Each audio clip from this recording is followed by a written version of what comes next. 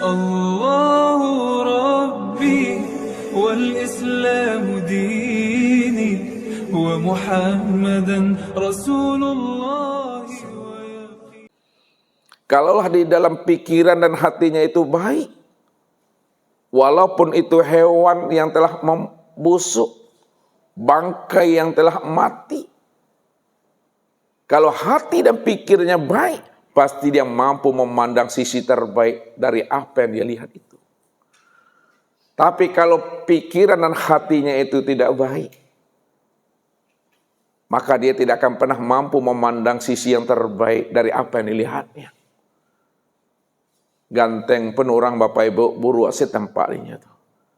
Rancak pun orang buruk aja nampak baru tuh. Rancak tuh cantik. Ya, ganteng tuh ya mani kami Bapak Ibu. Kenapa suasana hati ini sebenarnya? Makanya hati ini adalah sebagai cermin. Kalaulah hati ini sebagai cermin, maka apa yang dipandang, apa yang diucapkan, itu tergantung cermin hati sebenarnya. Inilah yang dikiaskan oleh orang-orang tua kita. Yang zahir menunjukkan yang batin.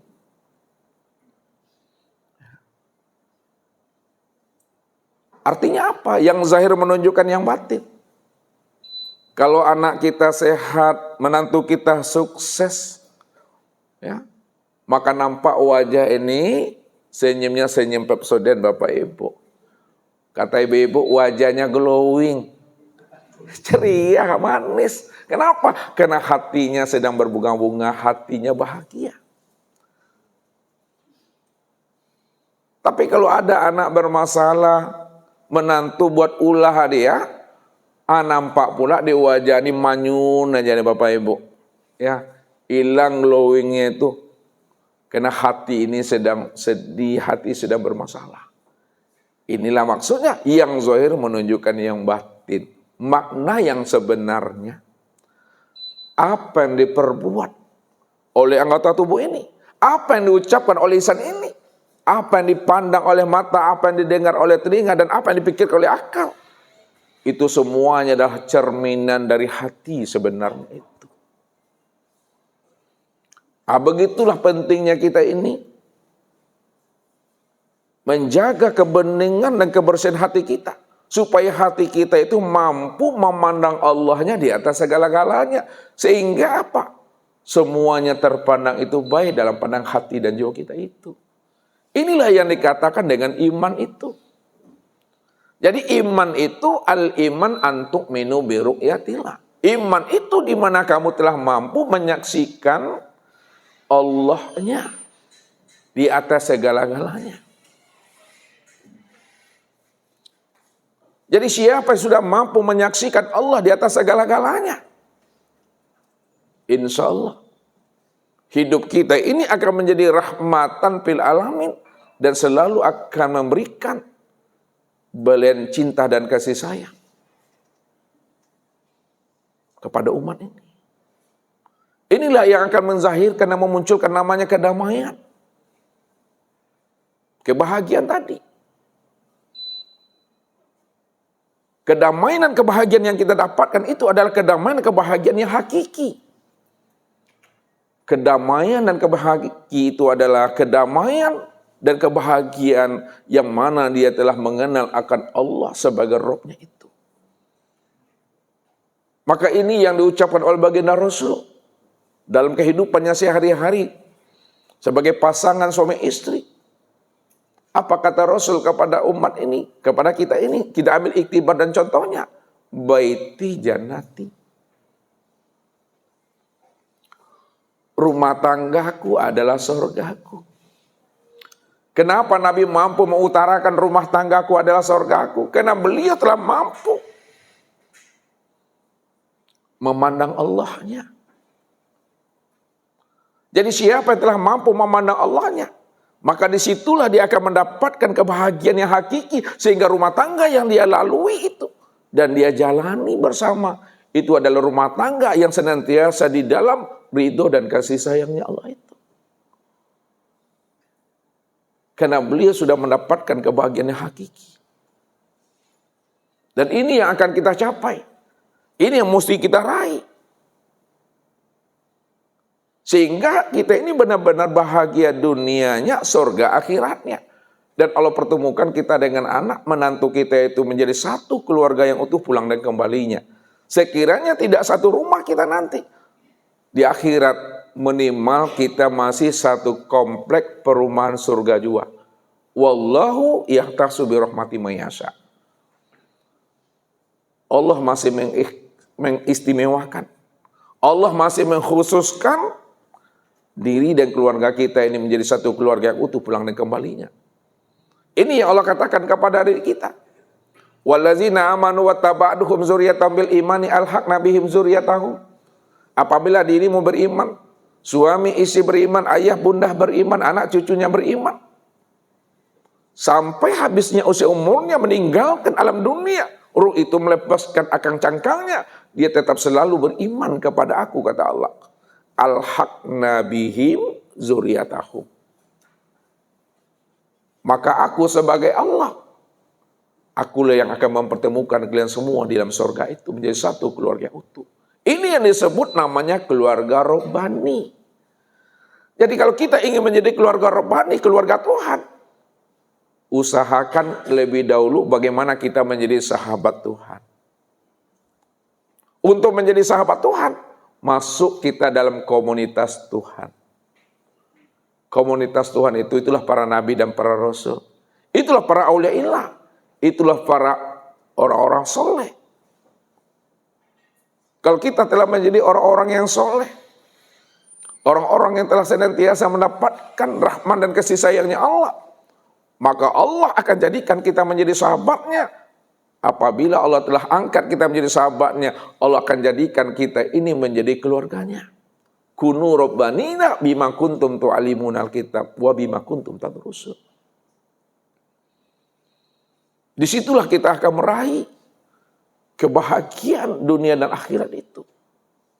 Kalau kita sudah menjadi keluarga Tuhan itu. Maka jalan untuk menjadi keluarga Tuhan. Maka kenalilah Tuhan itu dengan baik. Dengan sempurna. Sehingga kita benar-benar menjadi keluarga Tuhan yang telah diakui oleh Tuhan itu sendiri. Ya. Jangan kita hanya sebatas memahami bahwa kita ini hambanya. Tapi kalau Allah belum mengakui kita ini sebagai hambanya, itu artinya kita masih ngaku-ngaku saja tuh Bapak Ibu. Ini yang selalu Ustaz katakan. Kalau kita ingin menjadi kekasihnya Allah itu biasa tuh. Ya. Tapi kalau Allah memilih kita menjadi kekasihnya, itu yang luar biasa tuh. Kalau kita ingin menemui Allah itu biasa, karena Allah itu Rabb. Tapi kalau Allah menemui kita, itu sangat luar biasa.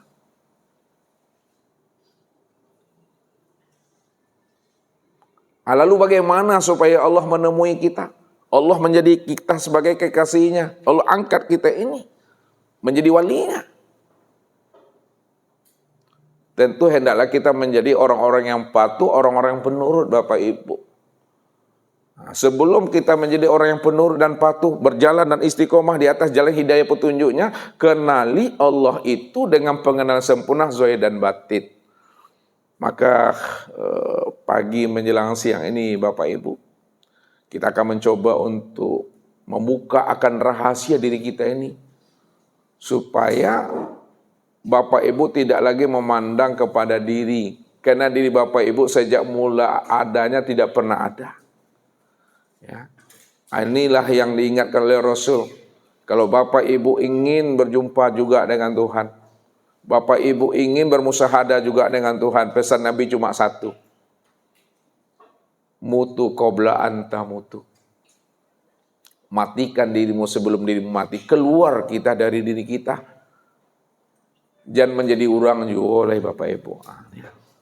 Kalau Bapak Ibu mau berhenti jadi orang, mau keluar daripada diri sendiri, maka insya Allah keluar kita dari majelis ini nanti Bapak Ibu sudah menemui Allah itu dengan penemuan yang luar biasa, zahir dan batin Bapak Ibu. Takkan gampang kita meninggalkan dunia ini kalau memang usia umur itu telah habis masanya. Karena Allah yang Bapak Ibu temui nanti di dunia ini sama dengan Allah yang Bapak Ibu temui nanti di barzah itu. Allah yang ditemui barzah itu sama nanti dengan Allah yang ditemui di akhirat itu.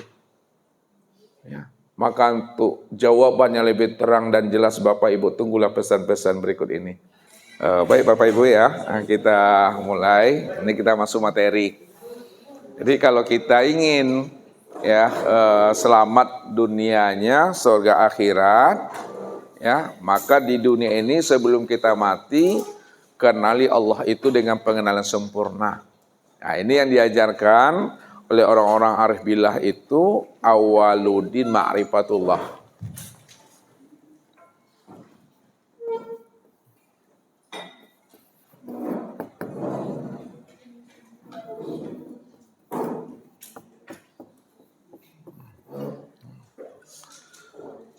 Awal agama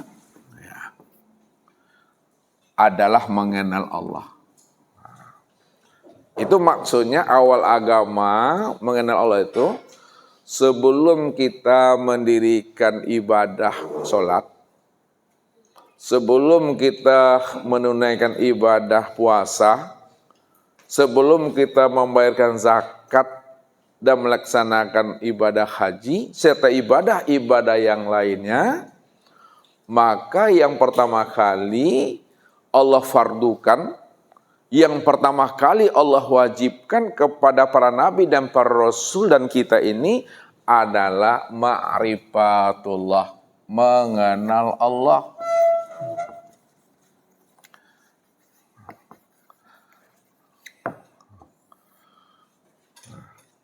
Mengenal Allah lebih dahulu. Bagaimana Bapak Ibu bisa mengenal Allah? Padahal diri Bapak Ibu tak pernah ada. Kalau diri kita tak pernah ada, bagaimana kita akan mengenalnya? Ya. Makanya orang yang bisa mengenal Allah itu adalah karena Allahnya di situ. Arabtu Rabbi bi Rabbi.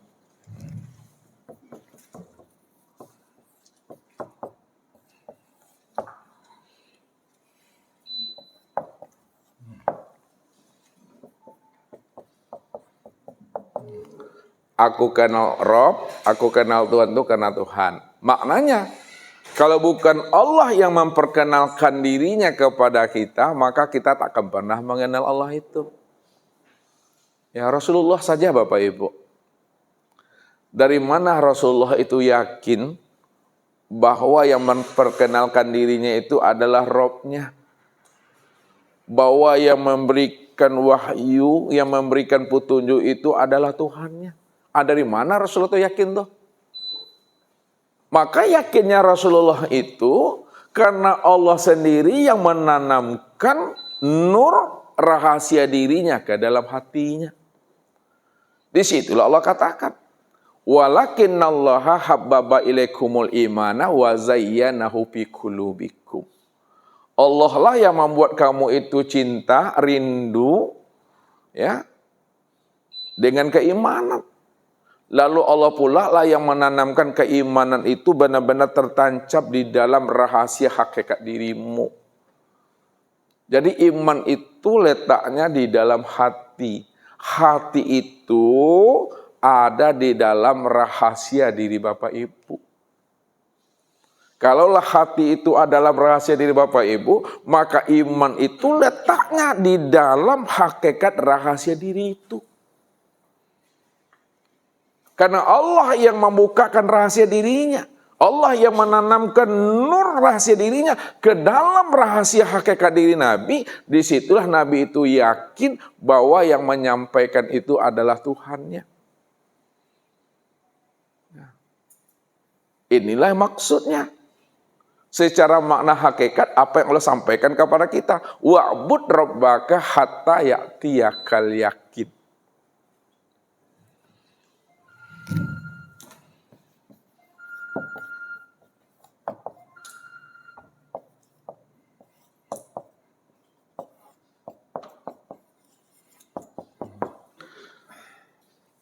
Sembahlah Rabbmu hatta ya'tiyakal yakin, sehingga datang pada dirimu itu suatu keyakinan.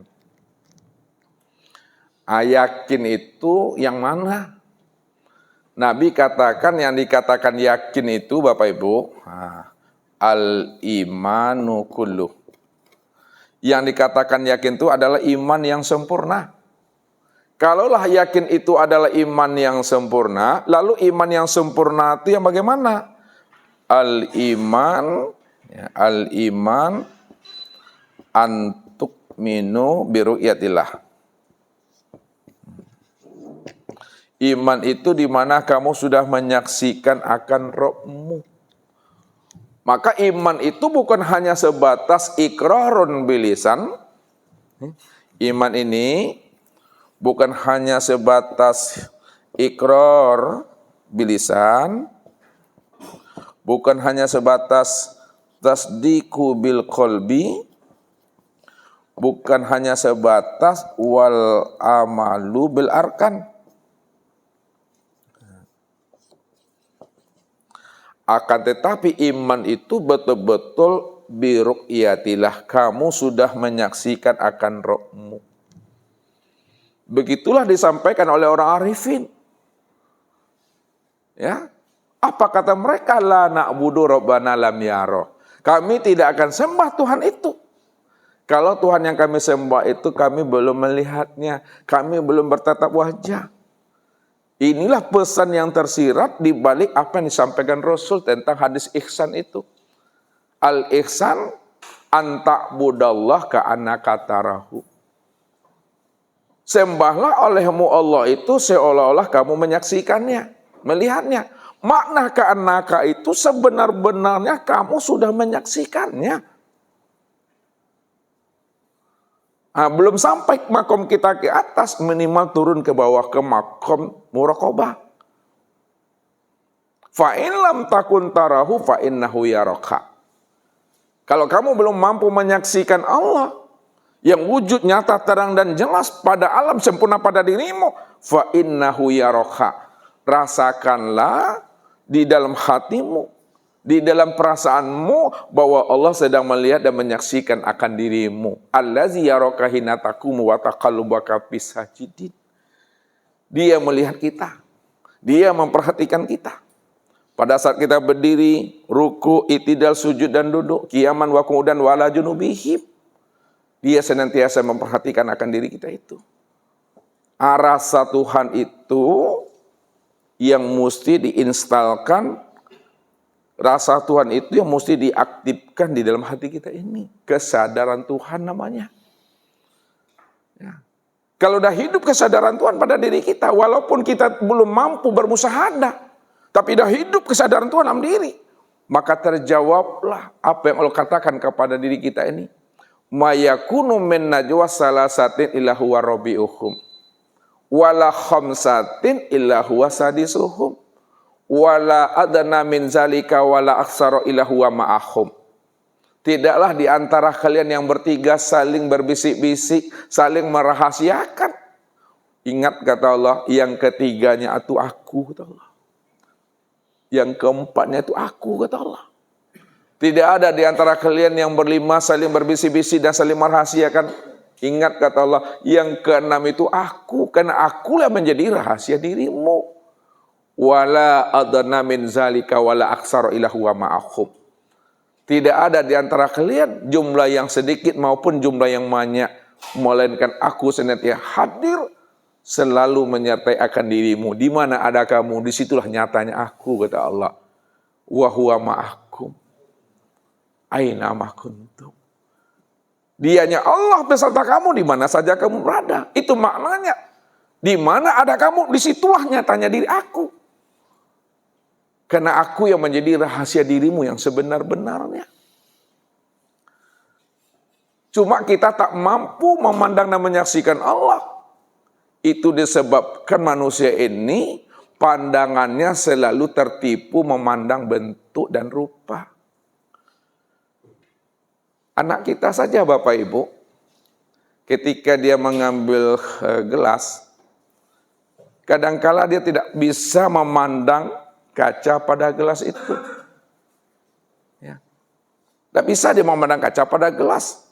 Padahal gelas itulah bentuk rupa daripada kaca itu yang sebenarnya.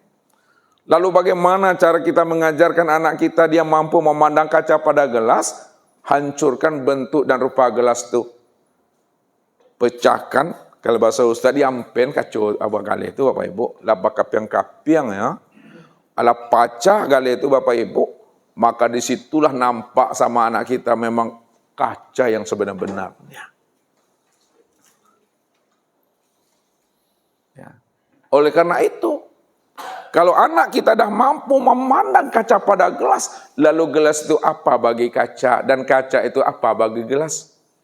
Gelas itu, itulah yang dikatakan namanya kenyataan kaca, rupa kaca, ya, atau wujud kaca.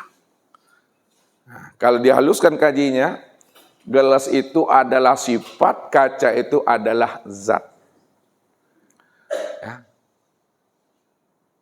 Jadi untuk memandang zat, mandangnya kepada sifat, karena sifat itulah kenyataan zat.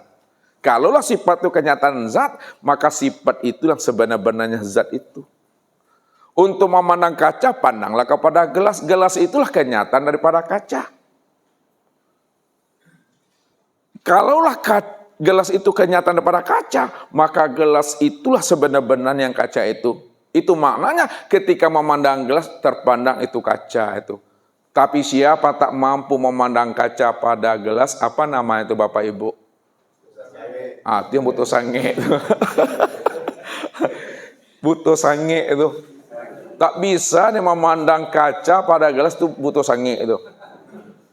Ya, kain itu sudah jadi baju, tak mampu juga kita memandang kain pada baju atau butuh sange itu dah. Apa makna kias yang sebenarnya Bapak Ibu? Ini kias yang sebenarnya diantarkan. Kenapa manusia ini sulit untuk memandang, untuk berliqo dan bermusyahadah dengan Allah? Karena manusia ini selalu tertipu memandang bentuk dan rupa. Di mana tertipunya dia memandang bentuk dan rupa? Nah, lihat. Supaya kita ini tidak tertipu memandang bentuk dan rupa, maka betul-betul fanahkanlah akan wujud dan sifat kita ini. Kalau udah fanah wujud kita, udah fanah sifat kita, maka ketika itu nyatalah senyata-nyatanya Allah yang wujud dan Allah yang bersifat. Kalau pada gelas dipecahkan, dihancurkan, tapi kalau pada manusia tentu gunakanlah bahasa yang pas sekali. Jangan dihancurkan pula. Jangan dihempaskan. Pada manusia difanakan. Ya, fanahkan diri ini. Mana yang difanakan? Fanakan wujud kita ke dalam wujudnya Allah. Fanakan sifat kita ke dalam sifatnya Allah. Kalau sudah fana wujud dan sifat kita ke dalam wujud dan sifatnya Allah, disitulah nyata senyata-nyatanya Allah yang wujud dan Allah yang bersifat. Disitulah kita tahu. Rupanya sejak dulunya kita tidak pernah wujud dan kita tidak pernah bersifat. Kita ngaku-ngaku saja wujud dan bersifat Bapak Ibu. Sebenarnya la haula wala quwata illa billah itu. Itu yang mesti dipahami itu. Mana yang la haula wala quwata pada diri dan mana yang illa billah pada diri. Nah, ini menghantarkan ke sini Bapak Ibu, putar Bapak Ibu ya. Nanti tangkap dia. Ini la haula wala quwata illa billah. Tidak ada daya dan kekuatan illa billah. Mana yang la haula wala quwata pada diri dan mana pula yang illa billah pada diri. Yang dikatakan la haula wala quwata pada diri itu Bapak Ibu, inilah yang dimaksud namanya tubuh. Tubuh ini yang la haula wala quwata illa billahnya. Ini cangkangnya, ini casingnya. Ya. Ini buta, tuli, bisu. Itu yang la haula itu. Ya. Hakikatnya dia benar-benar buta, tuli, dan bisu. Bodoh, lemah, papah, dan mati. Itulah yang sebenarnya itu. Ya. Mana yang ilah billah? Yang ilah billah pada diri itu yang katakan namanya ruh tuh. Kalau tidak ada ruh, tak bergerak tubuhnya, tak hidup tubuh tuh. Kalau tidak ada ruh, tak melihat dia, tak mendengar dia, tak berkata, tak mengetahui dia. Ini yang ilah billah. Siapa ruh itu? Ruh itulah rahasia ilahi. Wa yas'alunaka 'anir ruh kulli ruh min amri rabbi. Wa ma utitu minal ilmi ila qalila. Mereka bertanya kepada engkau hai Muhammad tentang ruh, katakan Muhammad bahwa ruh itu ada urusan aku, Tuhan. Tidaklah mereka mengetahui tentang rahasia ruh melainkan sedikit. Sedikit itu maksudnya sedikit orang yang tahu, sedikit pula orang yang dikasih tahu. Jadi orang yang dikasih tahu itulah orang yang sedikit yang tahu tentang rahasia ruh. Apa makna hakikatnya? Wa yas'alunaka 'anir ruh kulli ruh min amri rabbi. Mereka bertanya kepada engkau hai Muhammad tentang ruh, katakan hai Muhammad bahwa ruh itu aku itu Tuhan. Dari mana munculnya ruh itu aku secara makna hakikat? Maka telusuri lagi ke dalam. Ruh inilah yang dikatakan sifat Allah tuh. Yang dalam kaji tauhid namanya sifat ma'ani. Ma'ani. Sifat ma'ani itu sifat yang 7 tuh Bapak Ibu. Nih. Sama, basar, kalam, ilmu, kudrat, iradat, dan ya. Ruh itu yang disebut namanya sifat Allah, sifat ma'ani, sama, basar, kalam, ilmu, kudrat, iradat.